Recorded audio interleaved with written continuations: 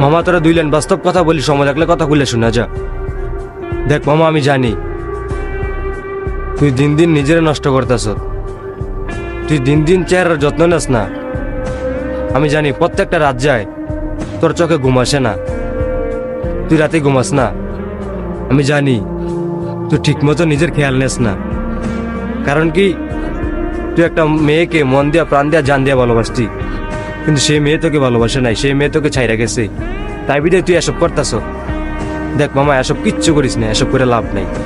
তুই যার জন্য এসব করতেছ সে অন্যের ঘরে ভালোই আছে, তোর থেকে 500 গুণ ভালো আছে, তোর থেকে 1000 গুণ ভালো আছে, কিন্তু তুই ভালো নাই।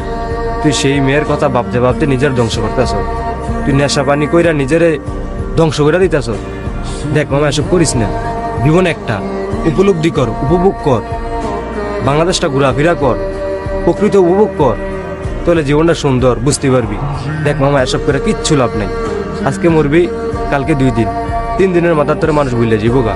এমনকি তোর যে বেস্ট ফ্রেন্ড, কাছের বেস্ট ফ্রেন্ড, সেও তোকে ভুলে যাবো গা, সেও তোকে মনে রাখবে না।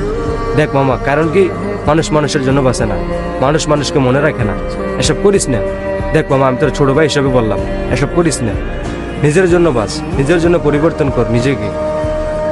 শেষমেশ কথা কি, সবাই ভালো থাকবেন, নিজের খেয়াল রাখবেন। ধন্যবাদ।